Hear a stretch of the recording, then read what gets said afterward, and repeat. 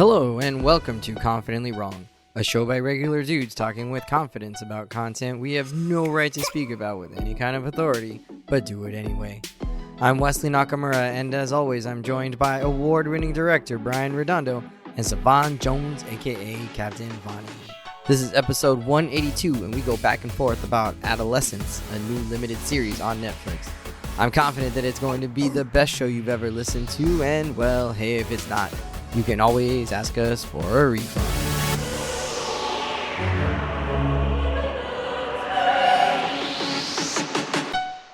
Incredible!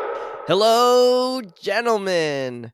Welcome back. It's Confidently Wrong. I apparently have the voice of a frog right now, so we're happy to be here. I feel pretty Frog. good. Yeah, that's exactly what's going on. I sound like a 40-year-old smoker, like a person. I was about to say you are a 40, 40-year-old man, but somebody who's been smoking for 40 years is what I mean. The way Wes always coughing in the PlayStation chat, Wes, I bet y'all Wes is off that loud. Wes actually pretending like he all straight edge. Wes probably be on mute. he smoke a pack a day.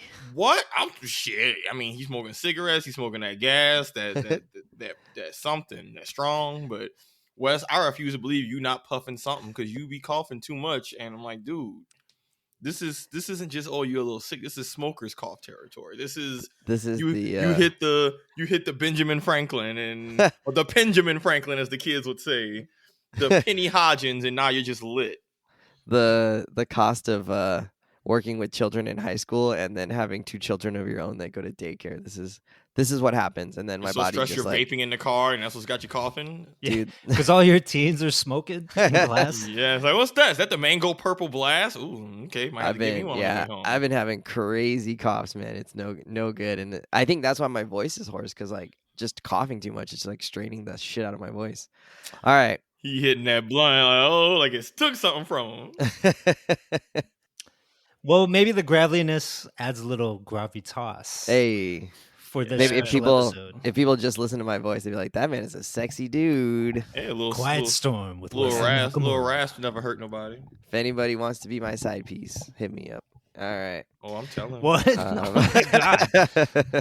That's applications. That's out there now. That's out of application. Pocket. That's out of pocket. Boy, this man, he know Jen don't listen we to have this shit. so many receipts for you.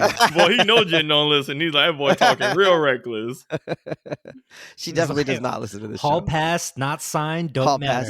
Pass. Do you have a hall pass, Brian? If you met a real celebrity crush? If I met a real celebrity crush, like yeah. Either I'm gonna be like, I get it. I'm bro. walking away, or I'm out the house. Like, all right, no hall pass. There's no such thing. No hall pass. Right. And it's not looking the other way and be like, yeah, I get it. I mean, she's looking for Michael B. Jordan, but okay. I don't think that's gonna happen. No? I don't see that for her. He's very, very attractive. I don't see that for her. Do you have a hall pass? Is that what you're saying? Is that why we're bringing this up? We don't have hall passes, that's for sure. Anyways, Sav, you got a hall pass. You got a hall pass. No, my God, no. He cannot admit it. Just say it. I'm avoiding this absurd line of conversation. We know it's Agent Carter. We have a Netflix series to talk about. Haley Atwell. That's right. We have a Netflix series to talk about. Adolescence. Wait, before we get it, bring us in. Okay, before we get into that, I wanted to just do a quick status update on our NBA teams. So, Sav, start us off with the Pels. How are they doing in the playoff push here? Where are they going to end up? Why are you doing this to this man? You're just like forcing him to live in the muck. All right. Tell us how the Pistons. Where are the Pistons? How are they doing? What's their outlook? The Pistons just qualified for the playoffs last night. They just got themselves. They just locked up a playoff spot last night. Yeah, they clinched. So I got the email. So I signed up to hopefully get some playoff tickets. Hey, let's go. Little Caesars Arena. Yeah, my left eye. But the Pelicans are basically the best way to describe the Pelicans to folks who don't watch basketball but don't watch them is that they're like the Pelicans and Sea Life you saw in those BP oil spill commercials where they're out there and they got the people with the Dawn cleaning the oil and crude oil off of the bird, and the birds are like dying out and they're like a borderline endangered species. That's what the Pelicans are right now. Just very appropriate for a crude oil soaked bird that is trying to get its bearings, and maybe it's getting some help, but we're going to need a lot more Dawn, a lot more toothbrushes, and a lot more time. All right, so if things stay the way they are, we're not going to talk about the Pelicans because they're out. They've already been eliminated from playoff contention, and they're sitting all their guys. Wings are clipped. The Pistons, best case scenario, maybe not best case scenario, in a most common outcome scenario here, things status quo, stay as they are, nobody gets like majorly injured. What do you think they're the right way they're going to end up? Like, are they going to make it to second round, third round? I'm not really caring about them going further. This is just about them playing in the playoffs. I don't really care about them. You think they're a first round out? I don't know. I need to see what the rest of the seeding and stuff falls out. It's just too early to tell. But my expectation for the team is I'm not here for them to make some kind of deep playoff push. This season already was above expectations. We're low-key playing with house money. One of our best players has been hurt half the season anyway. Who's been hurt? Ivy, he's been out. Mm-hmm. Yeah, and he's like one of our best since like New Year's. Okay. So, see, that's the thing we don't know. We don't watch them on a daily basis, so we don't know. I mean, look, all that to say, the Pistons are young. This is them just getting there, cutting their teeth, getting some experience. So, regardless of what happens, playoff experience is playoff experience. So, I'm in full house money mode. We can get swept, and I'm still going to say, okay, cool.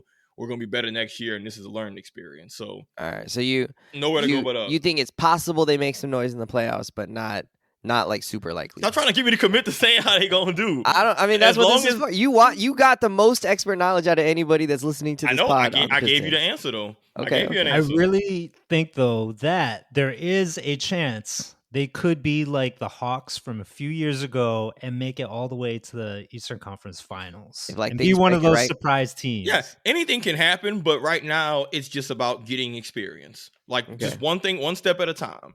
Get some playoff experience. Everything else is a lovely bonus.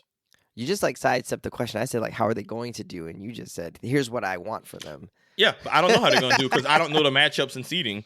I think there's some teams. Nobody knows the matchups and seedings, but like you kind of know about where they're going to finish. The Eastern Conference seedings are like fairly set now at this point. So you kind of know where they're going to finish.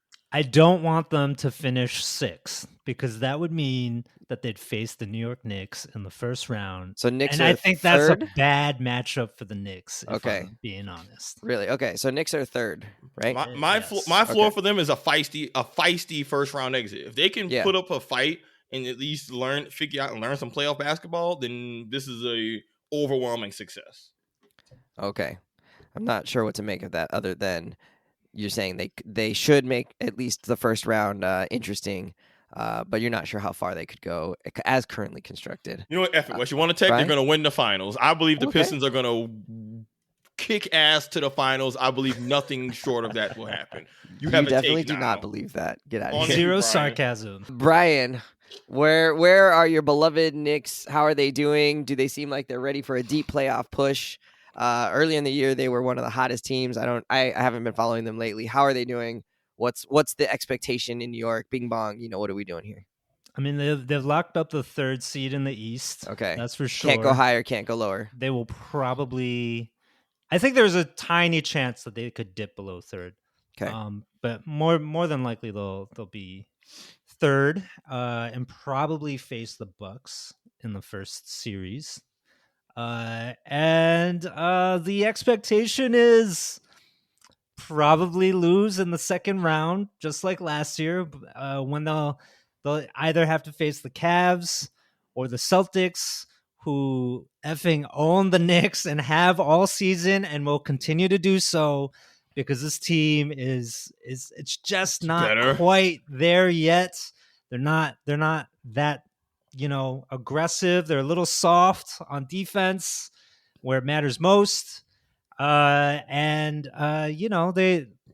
kind of have lacked some of the fire, intensity, and grit to will themselves to win in the same way, last season and even the season before those squads did, right? And we got to remember that seems crazy. Though this is a good team, right? They were overhauled days before the season started, right? So this is an experiment of a team to begin with, and they've done pretty well. They're on track to win 50 games this season in the regular season. So they'll do what they do. I think they'll be formidable, but ultimately will fall short of any sort of championship contending. Okay, yeah, that's hard. If they're the 3rd seed, Boston's going to be 2nd. They got to go against Boston in the second round, basically, and right? Boston fucking owns them. Holy crap! The Knicks are a good team. It's just this is just literally one of bad those matchup. This is no fault of the Knicks. Sometimes it's just a bigger fish. Like this is the epitome of just man. This is not the Knicks suck. This isn't the Knicks are mid. It's just the Celtics are really effing good, bro. And it's a bad, like Wes was saying, it's a bad matchup. The Knicks are soft on defense. They don't contest the three very well. They are kind of bad at switching defenders when it comes to their offensive side. And so you can see, like, that's the Celtics. Yeah, I'm about to say, I was saying, like, you're saying on that, like, that's it's not a really good the Knicks short. Like, that feels to me less like a Knicks shortcoming and more like, the Celtics do that to everybody. But they bombard you with threes, play hard defense, and make you switch and pay for it. Like, that's why the Celtics been beating everybody ass the last 2 years. Like, that's why they won the championship. So, it's unfortunate, but this is one of those, hey, you got to look in the mirror and be like, hey, is this a us thing or a them thing? There's things that New York could do, but, like, the Celtics part of it's an us thing, for sure. Yeah, but like, I don't think there's a move. The defense being soft, that's an us thing. Yeah, but that's not a move the Knicks can make that's just going to make them better than, like, having the duo of the Jays and just what the Celtics got. Like, you could shuffle stuff around with the Knicks, and I think this is just tiers. The Knicks are like the B+ student, which is good. Maybe even the A- student on a good day. And the Celtics is that kid who got the A+ and an A on a bad day. And it's like, yo, man, you're not dumb. Yeah. They just really smart. And sometimes you got to hope that they have a bad day or someone gets hurt or they forget to study or, sometimes you just do bad on a test. Like, this is one of those, your kind of variance is your best friend because some people just a better team. It just is what it is. We just got to try to flagrant foul and injure one of their stars. Jesus. You just got to play your best and hope come out. We got to Tara Lipinski it. That's the only path forward. Honestly. There's a reference people will not understand if they're not 40 years old. What are you talking about? That's what is that Nancy even the Kerrigan, right word? Nancy Kerrigan? We're talking about Nancy Kerrigan. Yeah. Maybe I said the wrong skater. I forget. Oh, Tanya Harding. Tara Lipinski is someone else. And then Nancy Kerrigan, that's the one who got hit, Kerrigan right? Anyway, talk about your little Lakers and the Dry State team. Yeah, I'm surprised that you feel like they're a little bit. They don't have like quite that grit on defense. Given that, like, I know Josh Hart plays hard no defense. I know that OG Anunoby is an elite defender. And I know Cat, has his issues, and Brunson's a little undersized. Terrible defender. Yeah, but undersized. Okay defender. Yeah, but he battles, right? So, like, surprising to me. Smart reads. Okay. And is not always battling. Gotcha. And same with Brunson and Mikal Bridges does well, but like without the anchor in the paint. Right, Cat is kind of a soft part in the paint. So without him shoring up behind Mikal Bridges at the wing, like, and he's also kind of lets people go sometimes. It's tough. Interesting. It's tough. They're not as sturdy as you'd expect them to be. Nice. Okay. The Lakers, I actually feel like we're in a similar boat. Like, I could see us getting past the first round and then maybe exiting second round. This has been our most successful season since the bubble year, given that we're like 18 games over 500. Lakers are 18 games over 500, which is big for them. I mean, the past few years, they've been like in the play-in as like the 9 seed or the 8 seed. And so really excited for this year. Obviously with Luka, he provides like a totally different dimension and makes the team a little bit different. And so, like you said, in terms of still trying to figure themselves out, it's only been 20 something games. They're still trying to figure themselves out. They're still not sure how to deal with certain defenses, and they're still kind of experimenting a little bit. That's how they got kind of walloped the other day against who did they play the other night? I don't even know. They beat Houston and they lost to some team. Oh, they lost to the Warriors. And the Warriors weren't doing anything crazy. Yeah, the Warriors weren't doing anything crazy. I don't know. Steph was shooting the lights out. You sure they wasn't doing nothing crazy? No, in terms of their scheme, like their defensive scheme wasn't crazy. It was just like they were just showing help. It wasn't, whatever. They were absolutely going off. Pajemski was going crazy. It was crazy. Like, we just like let him shoot, and he was just like hitting these threes. Draymond hit threes. And Jimmy Butler had like an off night. He wasn't even that good, and they still like just kicked our ass most of the game. So I think we still got work to do. It'd be like, I think, like a lot of playoff teams, your range is kind of like, I could see us going out in the first round, but I don't think that's likely, given that we're probably going to finish in the 4th or 5th seed. The one bad thing is that the Warriors actually might be the other team in that 4 or 5 matchup eventually. And so that would probably be bad for us. We don't quite match up really well against them. They're a little bit faster than us getting to rebounds and stuff. But I can see us getting past the first round. I think it's possible we win a second round. I think it's possible we don't. Like, that's kind of a toss-up depending on matchup, like you said. I don't think we'd make it past the conference finals if we did make it past second round. I think that would be the upper end of where we would make it. We still need some pieces. So, but excited to see what comes out, right? You don't know until you get into the playoffs for sure. And it kind of tests what your team really needs. So that'll be good to find out. And then hopefully over the summer, you can make maybe one more move. That's where the Lakers are at. They got Luka Doncic. It's fine. Right? Yo, I mean, really, like, yes and no. Like, the offense is Oh, not... my God. Okay. Here we go, Brian. Well, actually, I'm not really rich because, once you get past taxes and then having to do the paperwork, you only have a few $100,000. $1 million only really ends up being like $500,000, maybe $600,000. You can reinvest it. And then all the upkeep on your home. Yeah, it's really. The more rooms you have. I have a mansion, but what I pay in utilities, we're really kind of the same. Like, when you think about it, Savon, your percent of the rent in your studio is comparable to what my mansion is. Really, we're like salt of the earth brothers, if anything. The problem isn't Luka. The problem is, like, our just offense gets kind of stuck right now. It's not always very smooth. Like, against the Warriors, we went over 6 minutes without scoring a point. Like, you can't have 6 minute stretches where you're not scoring. I mean, your defense can be fine, but you're probably not stopping the other team from scoring for 6 minutes. And so you're just, it's just not good. Sometimes we get a little bit mucky, I would say, just mucky. Like, they don't know what they're doing.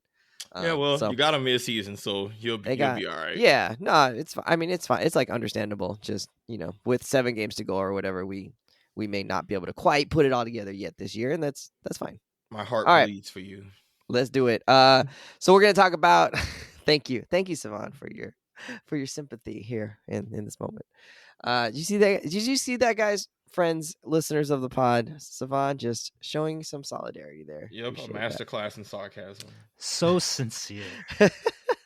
It was so sincere. Man, you're like a brother to me, Savon. Thank you so much. We're getting into the Netflix show, Adolescence. It's been kind of blowing up my my social media. People have been talking about it. It's showing up in regular mainstream media. And it's this 4-part series on Netflix, 4-episode series on Netflix, about a story of a young boy and a family and kind of a town where a son in the very first episode, he gets arrested, and they say they're arresting him for murder. And this is taking place in the UK somewhere. And then from there, we kind of branch out a little bit into like what is happening in the aftermath of this in the first couple days, and then about 6 months or 7 months later, where is everybody at? How are they doing emotionally? Where is the investigation at? Right, we follow some detectives as they try to put together what's going on. We end up in the school, and we see some of their peers and like what they noticed beforehand, because the murder he's accused of is killing a classmate or a schoolmate. I didn't know much else going in. Brian, did you know anything else before we started watching this? I knew that it was a critically acclaimed show. Metacritic. And you guys are going to hate on that. And there's an eye roll there and a second eye roll. Yes. Whatever. Oh, Wes, you rolled your eyes too? I was rolling my eyes so hard that I didn't see your eyes roll. You guys need more pupils. You got to have like a pupil underneath the pupil. I'm going to get a third eye that I start putting on my head for the pods that I can roll and give it a little extra. Okay, Kyrie. Anyways, Brian, yours.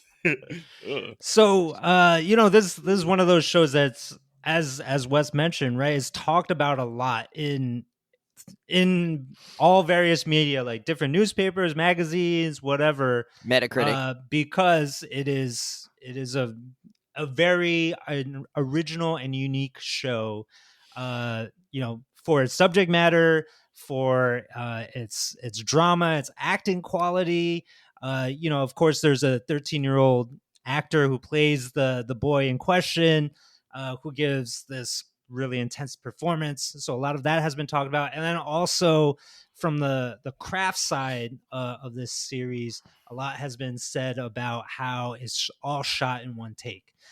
So, you put all those things together and you do kind of get this marketing buzz around this show. So I knew, I heard the gossip and the buzz that was going on around about it. Nice. Yeah. Did you know what the subject matter was ahead of time? I knew it was about a 13-year-old kid that gets arrested, was suspected of murder or something like that. So I knew that going in, and it's one of those things that like, okay, yes, there's buzz around it, and then suddenly you see that it's the number one show on Netflix for several weeks.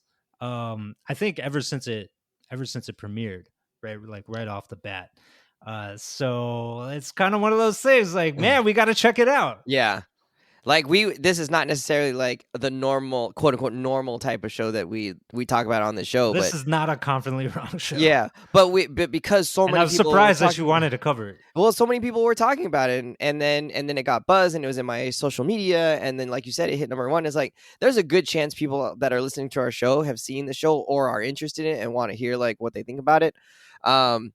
Savon, did you know anything about it? It sounded like you hadn't even really heard about it before we started talking about seeing it. All I heard, it was some show that was about a teenage boy in manosphere and just like that very, very basic bit. And I was like, oh, cool. It seems like it was hot in the streets.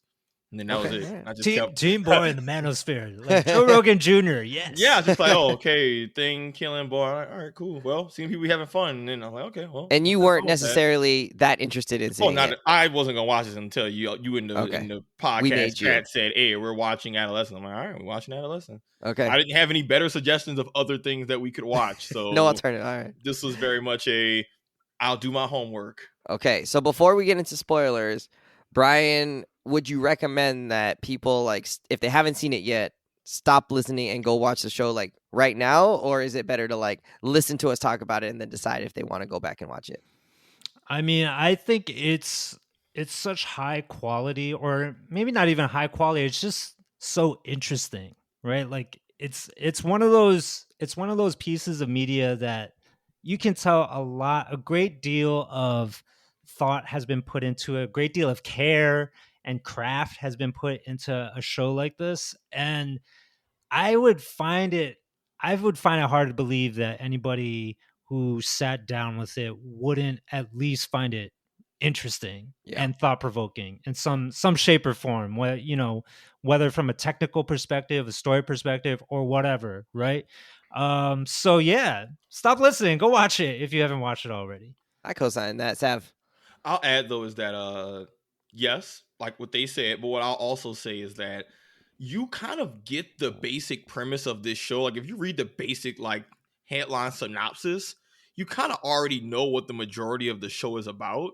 Like this isn't really a show, in my opinion, that's about a story with a bunch of twists and turns that catches you off guard. This really much to me was it's about the journey, not the destination type show. Like you could, I mean, because I already saw some stuff about how it ends, but like it's not really the ending that's what's interesting. It's the story, the uncovering of why this happened. Because when you're watching it, there doesn't really seem to be a big case of did he do it or not. Like they kind of like that question seems to be answered fairly early on. The show really seems to shine when it's about, all right, cool. Let's just ask some questions and figure out what the F is going on. But you could already know how it ends and still be blown away by just the journey. Like episode 3 in particular, right? You could know how the show is going to end, but episode 3 is still amazing because of just the execution and what actually happens, even if you know how it's going to end. So still try to go in fresh if you can, but this is, in my opinion, a journey, not destination type show, especially for how short it is. All right. I think that is a spoiler a little bit to say for sure that he did or didn't do it. Because I think that was still an open question all the way through like the end of maybe the second episode or third episode. But maybe through the second episode. All right. Spoilers coming. We could talk about it. I did walk away from the first episode for sure, being like, oh snap, did he really? So spoilers are coming. Or are happening now. So if you don't want spoilers, you got to turn off for sure. But like, yeah, I did like at the end of the first one when they show the dad the video, it's blurry, you can't actually see it, right? And so you're just taking the word of the police that this is probably you in your Nike trainers, you know, and wearing the sweatshirt, but you don't see his face or anything. Like, we don't get to confirm that it's actually him. We just have to see the reaction of the boy and the dad, of Jamie and the dad. And Jamie finishes the show by saying, I didn't do it. Right. Like, that's how he finishes that first episode.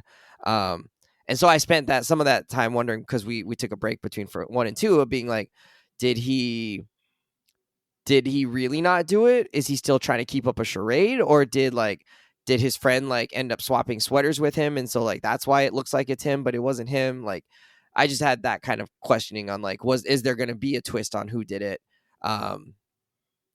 You know, and then obviously later on, he finally kind of sort of comes around to saying like, yeah, I did do that thing, but that wasn't until episode 4. Yeah, I think they do cast a little bit of doubt. Like, for the most part, you're like, oh, Yeah. they got video evidence of this kid. Yeah. When they had boy on video, I was like, ooh, big dog.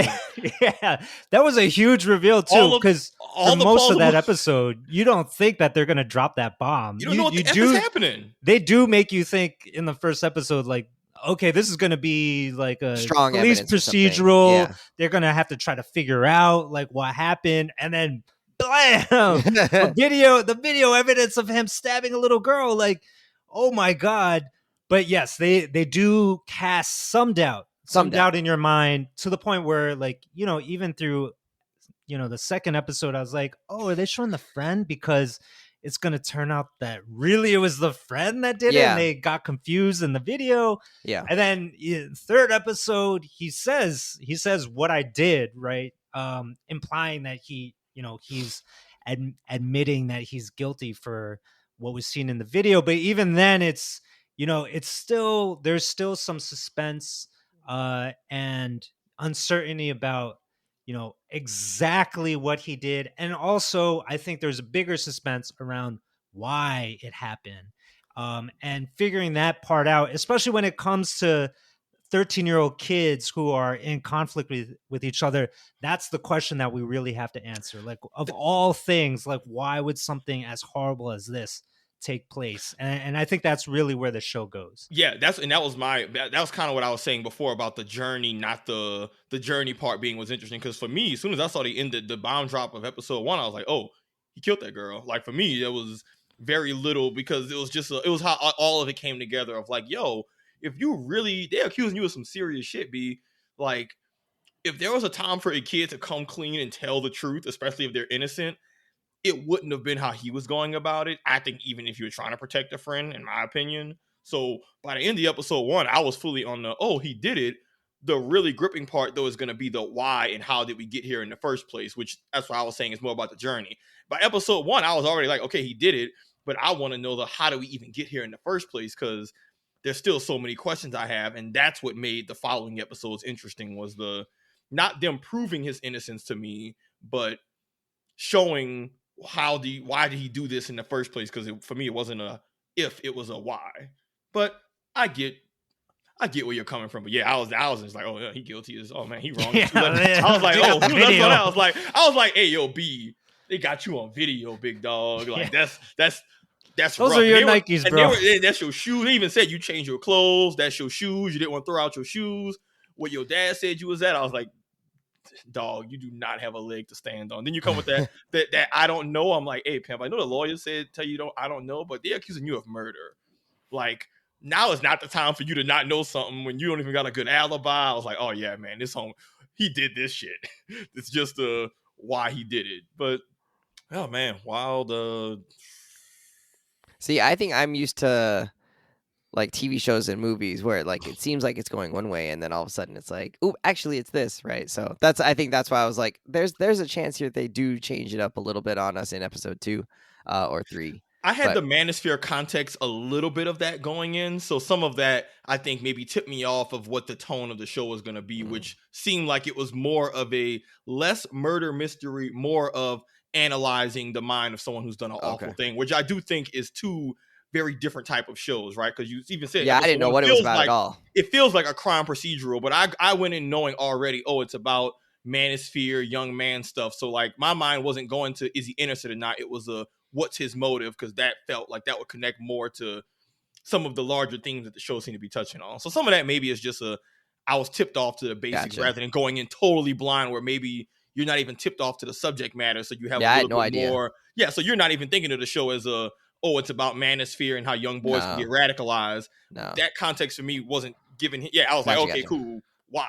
But that makes sense. Okay. But that's why we go into stuff blind, Wes, because even a little bit of precursor can impact how you receive, some. Yeah. Or just impacts how you receive the information. You and I, with a little bit of context, changed how we viewed the first episode because I already knew a little bit of what it's about and you didn't. So all right. Cool. So I do see like how Wes you could be thrown off.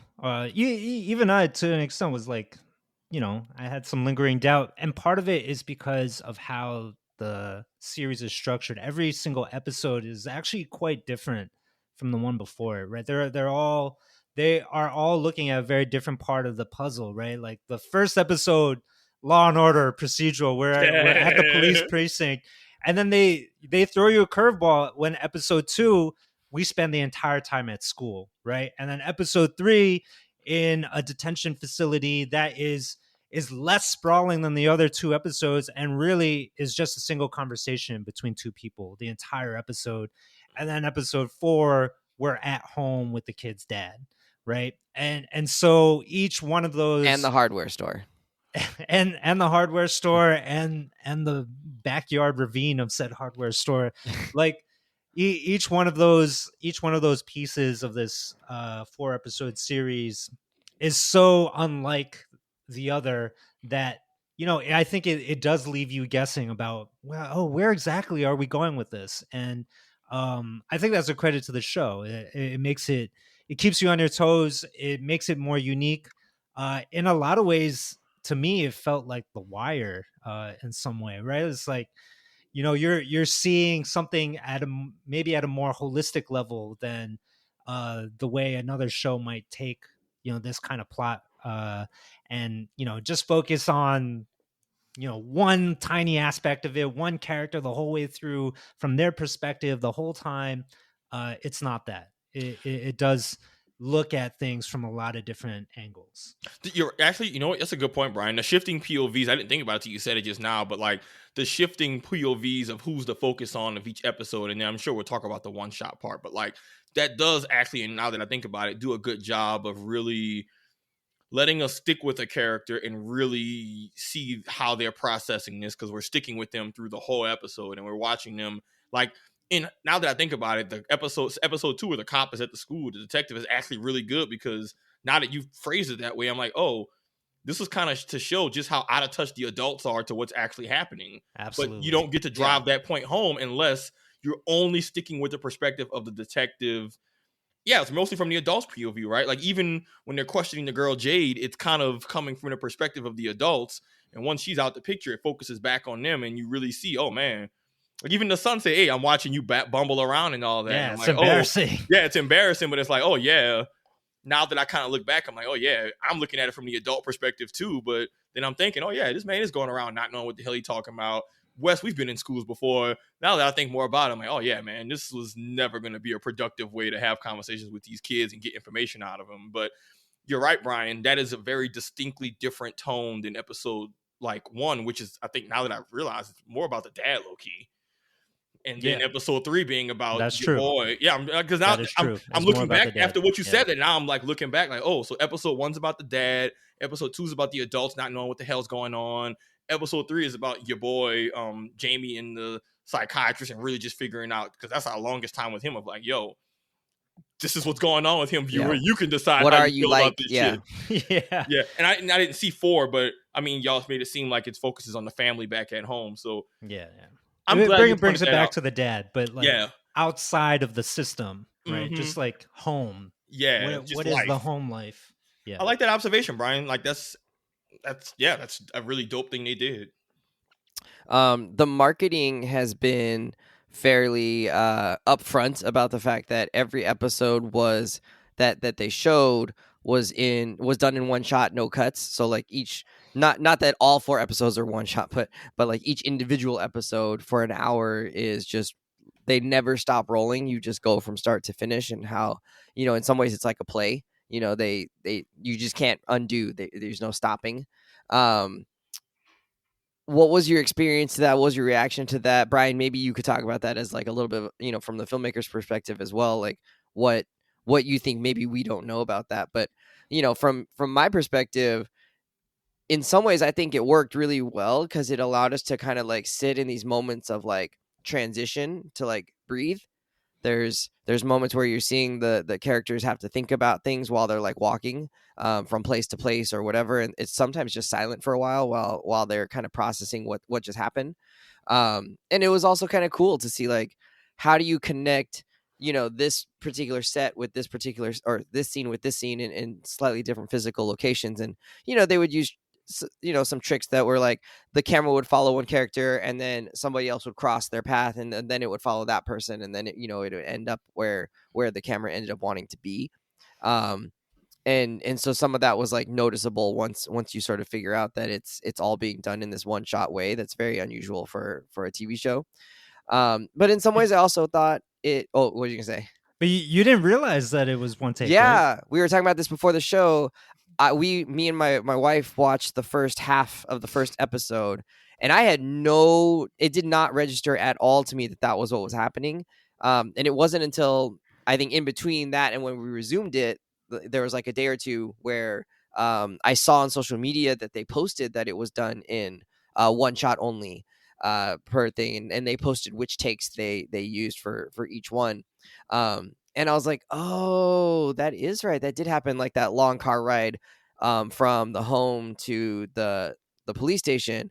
There wasn't anything really that happened in that time period, in that minute and a half or so when they went from home to the police station. Most shows or movies would have cut that part out completely. You would have just ended up at the precinct with the lawyer showing up, the solicitor, as you say in the UK, apparently. So yeah, I didn't notice, and it was like interesting watching the rest of that show, that first episode, being like, oh, they really don't cut. It's just like it goes here, and then the camera bounces here, and then it follows them upstairs, and then it comes back downstairs, and then you go into the waiting room, and then you come back into the investigation room, and then you go in the hallway and back into the investigation room. So, but what I was gonna say was, I think for that it was cool, but I think at times it made the series or the shows drag a little bit. There were moments where I was like, this is why most places, most, you know, movies use cuts, is because this part is like, I don't, you know, I could get it there.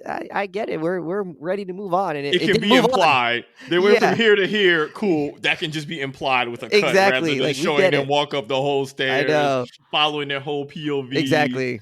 Yeah. So in some ways, I felt like, you know, I'm glad they committed to it and they really went for it. And it didn't bother me that they had these longer transitions. I think they used them like okay, but yeah, I do think there was like, you know, we could have just cut right there. That would have been fine. They wrote in cursive for a letter that was like, dude, no one asked you to write. Yeah, in cursive. No one knows what Q looks like. Just write a Q. I'm glad you wrote in cursive. I'm glad that's a nice thing that you're good at. That's really, really neat. You could just write in print next time, dog. No, but here's the thing with cursive, though. It looks elegant, right? It does. It looks and feels elegant. Yeah, and if somebody went out of their way to write you a handwritten cursive letter using pen and ink, and you know, on a cardstock it feels card, special. You would feel good. Yeah. Like if Tony sent you that and she's like pouring her heart out to you in cursive, I think you would like it. I think the vibe of this show, or I don't know if it's the genre or whatever it is, but I felt like it didn't take from the show by any means, but it kind of felt like they were just doing a backflip that was unnecessary. Like, dude, yeah, I don't know. It felt like you're doing like a look away pass on a fast break, but no one's contesting it, and the dude's wide open, and you look away right after you pass it. You know, like one of those Carl Anthony Towns, those are awesome, really flashy. Yeah, but it's like one of those. Come on, when Obi Toppin goes through legs at like East Bay dunks in the middle of the game, it's just like a dude. You did a spinning bounce pass for a wide open fast break layup when you could have just did a chest pass, and it's like cool. It's just one of those. I liked it, but I guess it didn't feel like it added anything to a show that felt like it was being carried more by the writing and dialogue. So this doesn't feel like a show. Like, right. I guess really cool shots to me stand out more when it's a world or a story that the visual element of a really fancy shot pops a little bit more. And it felt like for a story that's about a drama, about a family dealing with, you know, the incel kid killing somebody, this doesn't feel like the vibe of like, yeah, we really gonna do a long one shot to drive home to, I don't know, like I've liked one shots in like action pieces and the hallway fight stuff. Like it's not bad. It just felt like almost a gimmick. Like couldn't you have taken it out and all the good things about this show still would have completely been there and like the ratings could not move at all? Because I don't know, that's how I felt. It was cool, but you could take that out completely and the show would be the same level of quality and like enjoyment, unless you just adamantly feel different, Brian. Would cuts have made a difference? I sort of agree with you, right? I do think a long one take, a oneer as they call it in the biz, is kind of a gimmick, right? It's sort of meant to be a magic trick because you are deliberately defying the conventions of filmmaking, which says, do a shot here and then take another shot of the reaction and then cut them together so that it feels like they're talking to each other, right?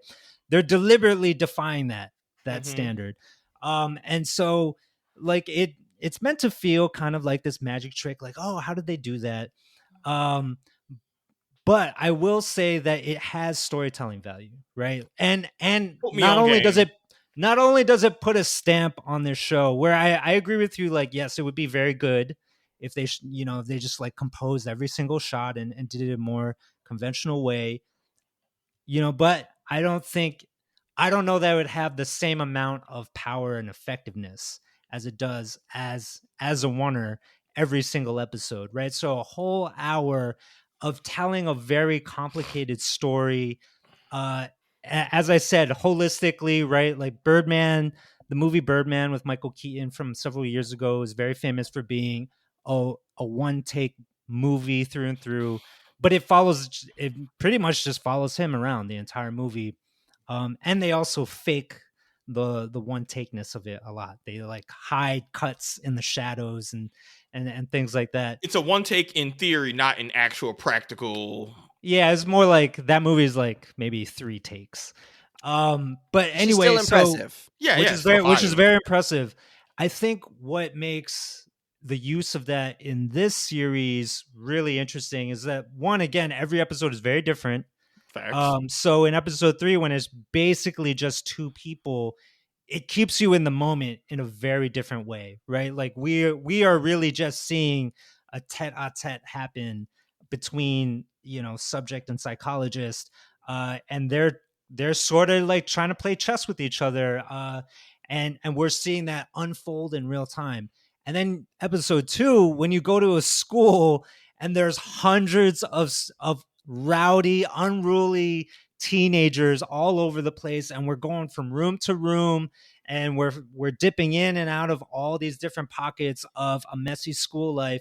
Suddenly, and the fact that we're not cutting away ever, suddenly I feel like the tension is quite high. Like we're roaming around, we're feeling anxious because we're not cutting away. We're not doing the thing that you're supposed to do in film and TV, which is cut away. We're not doing that, and now we're just stuck. We're stuck in this environment, in this space, seeing like kids get bullied, other teachers be really ineffective, kids having emotional breakdowns. And now we're just in the mess with them the entire time. We can't look away. We can't go away.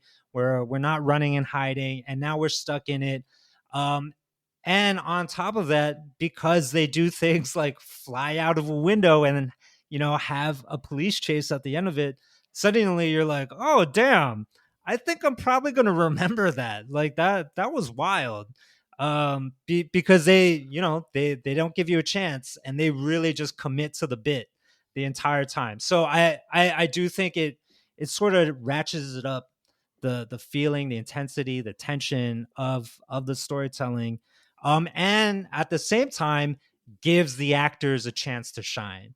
Because like the other point is that it does make every episode feel more like theater, a stage show, where the actors really have to bring it and hold your attention, because they're not going to be able to hide through camera tricks, through editing, through anything like that. They have to make the scene work and make you be with them to earn all that time that they're with. And I do think, like, very courageous of the show to stick with the drive to Home Depot, stick with the drive to the police station. But credit to them for having that conviction and making you sit through what is a very harrowing ordeal for everybody involved. Good Lord, Brian. Jesus Christ. Have I changed your mind? You might have changed my mind. Like, as you were talking about the stuff in the background and how it allows for background storytelling, and I put a question in, I don't know if we'll still do it, but like, admittedly, as someone who's worked in a school for a decent amount of time, like, that was really good passive storytelling. Like, I will fully admit that the long one takes in the school of them doing the hallway transitions, I'm like, oh, that was a crazy accurate depiction of what it feels like to be in a school. Like, Wes, I mean, tell me if you disagree, Wes, but the biggest thing I noticed was that, when you're in a school, you can never have a conversation that's more than like a couple minutes without something happening. Outburst, for sure. Something. So when your boy can barely talk because a kid either flies off the handle or kids are making jokes or disrupting class, some teachers are turning up, yelling, others are being more chill. I was like, oh, this actually is what schools look like. Because you can see some teachers are more military, some are being more chill, some got control of their kids, some don't. One of them losing his shit because it's like, all right, I finally got the class under control.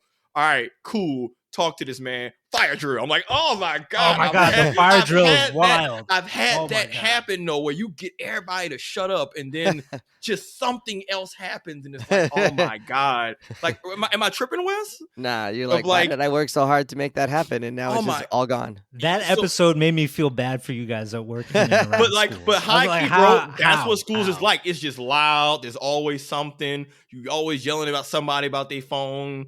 God forbid adults from a different who aren't their teachers come into the room and suddenly it's just a madhouse. But to your point, Brian, I fully will concede cuts would have taken away from that. Even just them doing the fire drill lineups of like, I guess that was a one take where they had to do a full school transition, right? Of like lining up and moving out and getting out extras, and being all in line time perfectly. And teachers trying to get kids. All right, no. You're 100% right. If we didn't have a lot of cuts, the one takes really drove that home. And then honestly, maybe I'm grasping for straws, but like maybe that feeds into why the adults are so disconnected, because when you look at the environment, you probably think, oh, no wonder the teachers and adults don't know what the hell is going on with the kids.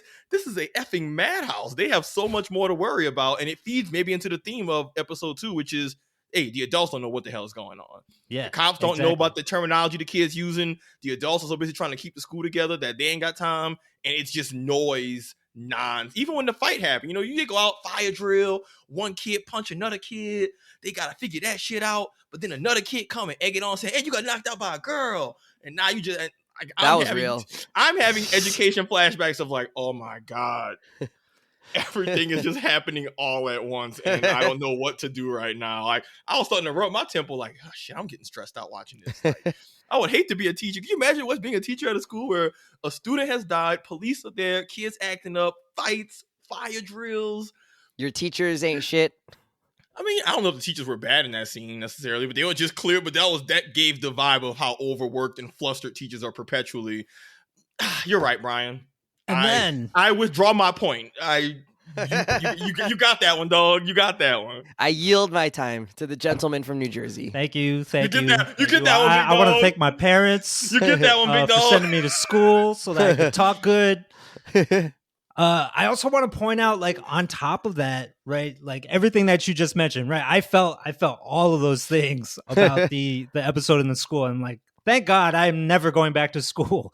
The other thing that is crazy to know, and I was reading up on the show after I finished watching it last night, they basically did 1 week of rehearsal for all the actors to figure it out. Then they would follow that up with another week of tech rehearsal, right? So now we're figuring out like where's the camera going to go, where the sound people going to go. And then they filmed every episode 2 days a week for 1 week, right? So that means for 7 to 8 days, 2 times a day. You're saying 2 times a day. They did a whole take twice a day. So can you imagine doing that entire episode 2 in the school with all those extras, fire drill, the fight in the schoolyard, And then there's a drone shot at the end, and the cop chase, right? Twice a day for an entire week. So that means they have like 14 to 16 takes. And what I understand is that for that episode, they went with like the 14th take. Oh man, so that. they didn't nail it to the end. Which is wild. And then in episode 1, I think I read that they used the second take, right? So there's just like so much stuff that's going into this process where, you know, like from a craft standpoint, I got to give it a golf clap. I'm like, yo, like you guys really went for it. And, you know, commendations to you. Like that's something I'm impressed by that. You know, anytime people like really put effort into something, like it's worthwhile. That's why we have you on the pod, Brian, because clearly there's a level of technical finesse and how it plays into the storytelling that, you know, we need a award-winning director to be able to point out to us. Hi, Rob Ryan. You are welcome. This is like the Minding the Game with LeBron and JJ Redick and now Steve Nash, and he's just Steve Nash. Brian's just a hyped up LeBron. Well, the thing is, what I hate is when filmmakers don't understand that you gotta. Yeah, you know, that's Brian right now, just getting. Yeah, okay, nah, good shit, bro. You know what I'm saying? You talk your stuff. You gotta stuff. hide all those microphones. Did you guys buy the way they portrayed the way the kids were and like the culture that the kids kind of participated in, like having all, you know, when the son of the detective kind of explains like this emoji means this emoji means this emoji means this, and you got to know what this means in order to understand what the message really is, because like on its surface it does look a little bit plain, but he's like, no, that's not what it's talking about at all. And so did you guys think that part worked? You know, like I'm not someone who necessarily knows what all the kids are doing on their social media. Like I'm not friends with my students on social media, so I'm not seeing like how this plays out. I do see the effects of it in terms of like sometimes there can be longer lasting beef because kids are on social media and posting things, or they're leaving comments on each other's, or they're not leaving comments, which sometimes creates like some small beef. But yeah, it can be used as a way to like bully other kids, you know, and certainly can lead to physical altercations and physical fights at school. So I don't know, from that perspective, like it was like, yeah, like this sort of thing can happen. I don't know that like my kids have a secret way of communicating with emojis though. You know what I mean? Like it's, for that part, it seemed like a little bit far-fetched that like these 13-year-olds have this whole other hidden language of the emojis that like has all these deeper layers of meaning that relate to this other subculture that's like really just lives on Reddit for the most part, or 4chan. Like, you know what I'm saying? That's not like believable to you? That feels like the most believable part of like, I mean, like, I think it's the same as when we were kids, right? Most kids are just not that like willing to like learn a whole other language of what an emoji means on top of what it already means. Don't kids make up their own languages? Yes, that's the point. Like, no, that's the essence of youth. That's the essence of human, like, just interaction. Like, this is so. Let me take this one, Wes.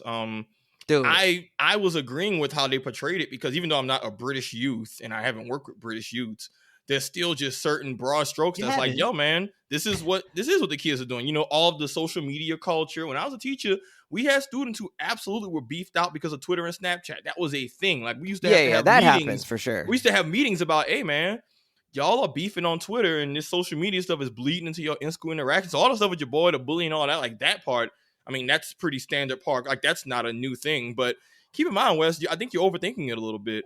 No matter what, when you were a youth, whether it was when I was young, when y'all were kids, whatever, you had slang and ways of talking and communicating, and your parents are like, man, what the hell y'all talking about?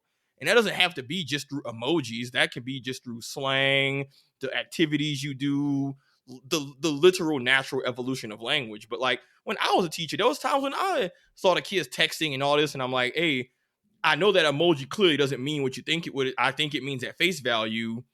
You know, I mean, we've watched it happen in our lifetime. Like, we actively in our lifetime watch peaches and eggplants now refer to, you know, booties and penises. Like, as crude as it is, that is the natural evolution of language. If I showed you an eggplant in the 90s and you'd be like, oh, it's an eggplant or a peach. Now, if I show you an eggplant, almost anybody will be able to read the subtext of, oh, that's not what they're actually referring to. So, and even in online spaces, language changes. I mean, there's examples. I'm not going to use them all in this space, but like, there's plenty of examples now of like, oh, I've watched how slang has changed and kids use different acronyms online to say, we don't say FTW anymore, for the win. Now kids say other stuff. So that's, I think, was probably one of the most real.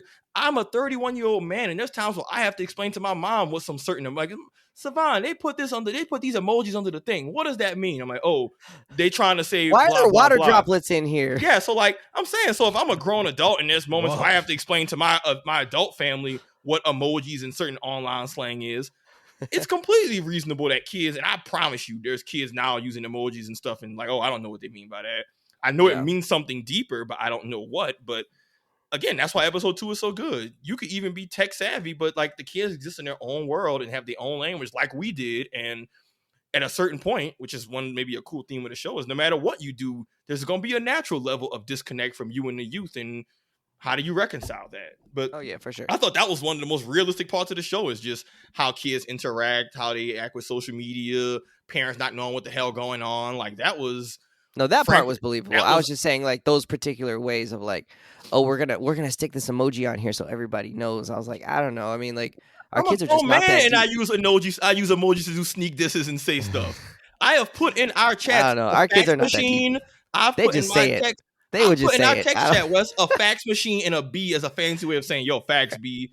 To agree with something. Oh, I like that. I'm saying, but like kids, you are underestimating how kids be interacting with each other, man. All right, it's fair. It might we be did true. the same thing when I was a kid. There was all kinds of stuff. I bet if my parents read my messages, they'll be like, "Man, what the hell is this boy talking?" It was the old IDK, my BFF Jill. Like that hasn't changed. All right. Yeah, I did like that. I think, you know, like in some ways I had to grapple with like, is there the way that like some of the boys on the show and the girls were aware of it around like this idea around quote unquote like the manosphere, or, you know, they were focused on like this idea of the 80-20 rule, or, you know, like girls like having more power and leverage in certain situations and stuff like that. And it's like, it's hard for me. I teach mostly juniors and seniors in high school. So, you know, like 3 or 4 years older than the kids in the show.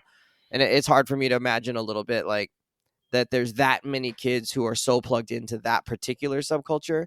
Not that none of my kids would have been aware of like those kinds of things, but that like that you just wouldn't be able to like function as well as like our kids function in a school without like, and like to be able to like talk with each other and hang out with each other if like that was really the case, if you were really like on that incel spectrum.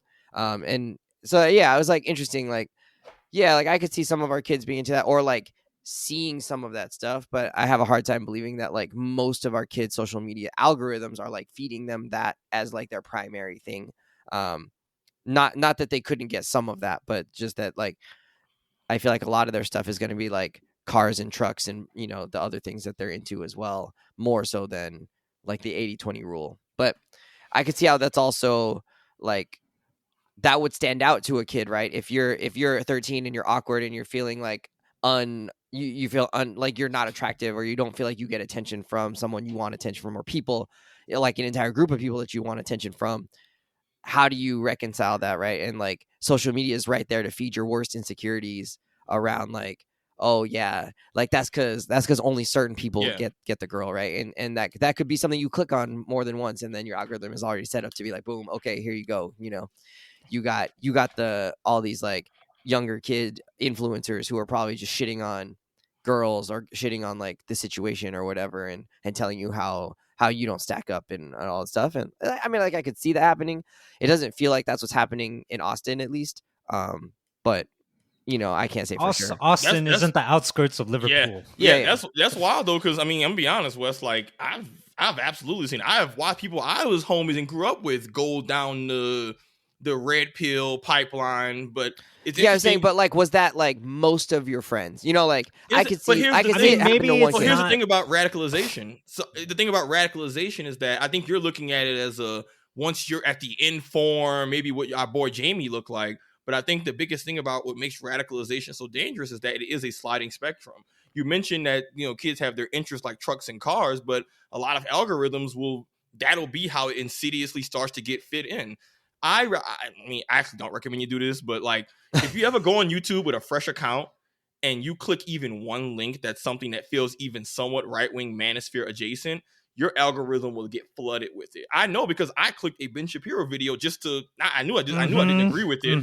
I just clicked it because I was like, okay, what is this nonsense? Sure. Yeah. And my feed got flooded with so much stuff afterwards that's like, yo, I think I have a certain level of media literacy and I know what my stances are. Well, I know this ain't for me. But if I was an impressionable 12, 13-year-old, you are cooked. Yeah. Don't sleep on how easy radicalization can happen. And we see it with the character Jamie in the show of like, it's not a one singular thing. It's a bunch of little things that start to build up and then leads into this outburst. But someone can become very incel and have these views adjacent and not be at the point of being violent towards women, but they have a bunch of other views. And again, they can be put on it in very slick ways. Yeah. I mean, straight up, like, it's been a targeted thing through video games, through sports. Like, a lot of these manosphere folks, it's a grift. So it's not coincidental. They know what interest young teenage boys are into and leverage that to be able to get a platform with them. But that's why radicalization is so dangerous, is that they get you in through activities that feels just like the regular stuff that you're into. Jordan Peterson one moment talking about cleaning your room and taking care of yourself, but then it turns into all this other stuff. Yeah, I thought it was interesting and really well done how it was like almost one step removed from that, though. It was like, it wasn't that the kids were consuming first-hand content of, these like influencers. It was more that like they had all just sort of like agreed that like this was the scenario, and so like that's what their conversations were like amongst their friends. So I appreciated that. I thought that was actually the like most subtle part and like skillful part was it wasn't necessarily that he was a super fan of Ben Shapiro or whoever idiot of the day wants to be on the internet. It was more like we all just sort of accept that this is the thing because that's what's cool, right? Like amongst our friend peer group. So I appreciated that part of it actually the most, more so than like any specific thing about what they did, like what they were communicating about. Yeah, I mean, that's how radicalization works. That's why it was so good. It's like, hey, it starts with just planting these seeds that just have this one, maybe somewhat shared opinion amongst a bunch of boys, and then it just kind of goes from there. That's what makes it so scary, is that it can happen so easily to most people. Like, you're not kids aren't as safe of them as you think. All right, let's finish up. Last question. So, and there's so much more I think we could talk about with this show, but also people just got to watch it, right? Like, and experience it for themselves. Was there any particular scene where the emotional, because I think this show does a really good job in every episode touching on some kind of emotional touchstone. There's a lot of high intensity scenes, not like violent or anything like that, just high intensity scenes where feelings come to the forefront. Which one kind of stood out for you? I'm having a hard time picking. I think one of the go-tos would be, almost the entirety of episode 3, but in episode 4, I was really hit hard by the dad and how he's on this emotional roller coaster of, in some ways this feels like a normal life he's post arrest, the kid's in prison and he's with his wife and his daughter, and they have moments of levity, right? Which like you can't be sad and morose for every single day of every single minute of every single day of every single month for 10 months or whatever, it was post his arrest. Mm-hmm. And they do have moments of like they appreciate life and they're living each other up, and it's someone's birthday. I think it's the dad's birthday, and then something sets him off, and then and he tries to ignore it. And he works on his like his therapeutic tools, and then something else happens, and he's like, I don't really and then he kind of primes him for this other thing where he didn't want to be known for being Jamie's dad,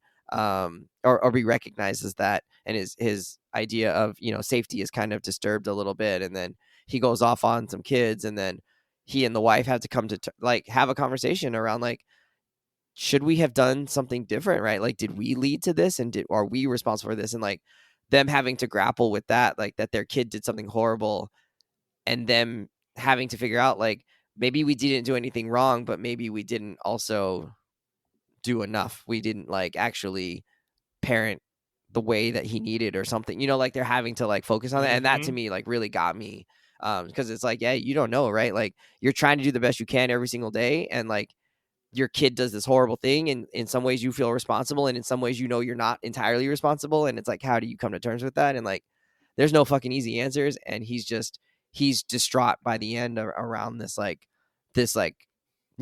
terrible situation that's all happening. So I don't know, that one stuck out to me.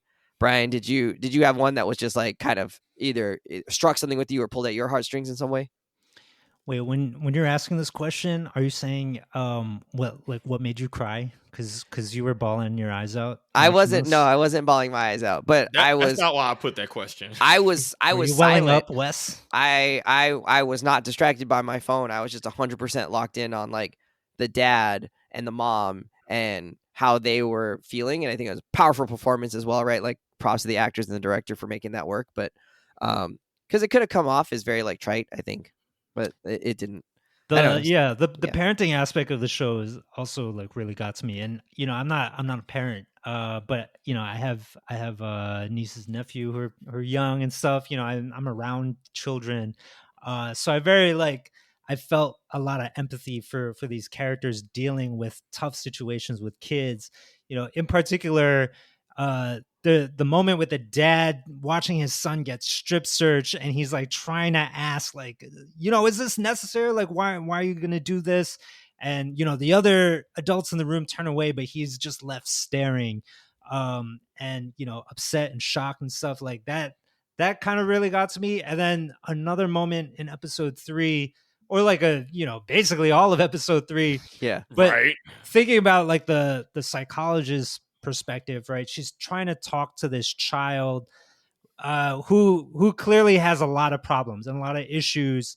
And every time that he's trying you say clearly, and yet nobody in his life ahead of that really picked up on it.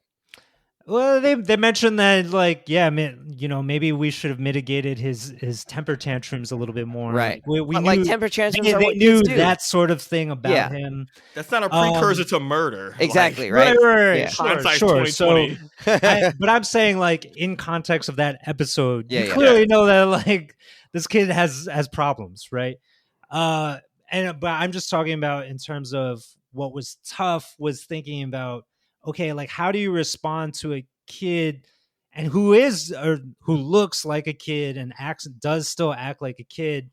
How, like, you kind of, as the adult in the room, you want to push him towards the right path, right? But she's stuck with this job of just assessing, and she doesn't go out of her way, and Jamie notices, to contradict his moments of self-deprecation. Like, he says, I'm ugly and like people don't like me and whatever. She's not trying to pick him up, which is very much the adult reaction. And at the end, he's like asking, do you like me as a person? I just want you to know if you like me as a person. And she's like not engaging. Can't answer. Not answering that question. And I'm sure she's filled with a lot of anguish, because really, I think at the end of the day, she wants to help out somebody who is struggling. And I think a lot of us adults want to help out kids who are struggling because they're kids. Yeah. And that, to me, like, those moments were just like really tough and heartbreaking, because you want to do the right thing, but like you kind of just can't. Your hands are tied in those situations. And and for somebody that is so far down that path, like, there are other repercussions that need to take place first, but before you're able to really assist. Yeah, or doing the right thing means actually keep putting him away, because you need to do the right thing for everybody else. Like there's a victim in play. Yeah, like the main character syndrome of like, okay, maybe in this main character version of events, Jamie, you want this, but from this person, but in terms of the larger community and one you've harmed, what's best for everybody is actually, man, you dangerous. Kind of acting on the Brian, for me, biggest emotional thing, just all of episode 3. Because again, I went into episode 1 not really having any questions about his guilt, more of just the, how did we get here? Why did he do this? This didn't come out of nowhere. Like, there's clearly more to this. So for me, it was episode 3, because that episode is the kind of episode of a show that you can do video essays for years down the line on, because almost every line, almost every interaction between them, there's loads of body language, subtext, things you can break down, even just a part of him having the sandwich and it had a pickle in it and he don't like pickles. Yeah. Right? He said he don't like the pickle sandwich, but then at one point he still ended up eating the sandwich, but then you could look back, and I rewinded that scene a couple times because all of it was really intense and cool, and I missed a few lines. But and I'm sure there's bunches that I missed, but there's lots a lot of lines. But there's so much English is hard to understand. But there's so much subtext between them in terms of the body language of moments where he kind of flashes his real self, and the moments where you can tell he's trying to manipulate the lady interviewing him, and he has moments where he'll flash out, and moments where he won't, and he has moments where he even shows. I love when she goes, "You're not that in control." Yeah, but like him trying to "You're in control." She goes, "Well, you're not that in control." Yeah, him trying to exert control, but then you can see the flashes of like, oh, this is the the manosphere stuff that like is popping out because now he wants to use force and intimidation. Yeah, because he thinks that's how it's supposed to look, right? Because and his self-esteem is so low that like he thinks that's all I got. Like I don't got nothing else in my bag. I don't have a personality or good looks and none of this other shit. My bag is empty. My only move is be mean, be domineering, which you picked up from that. And then you even see how he doesn't resonate with some of the incel stuff, but then stuff like the 80-20 rule feel like that gives him an answer to his frustration. So but again, Wes, to the point of this is how radicalization begins. You don't hit him with all the talking points. You throw a bunch of shit at him, and then the things that are interesting root in, and then it's easier to draw them in later. So he might not be full on red pill, but clearly it's enough to where he has a low opinion of women, doesn't see them as people, and is willing to commit acts of violence if he. But for me, 3. For me, I guess the one that really got me was when, and I want to make sure I remember this right. He talked about how ultimately he did basically admit to killing her.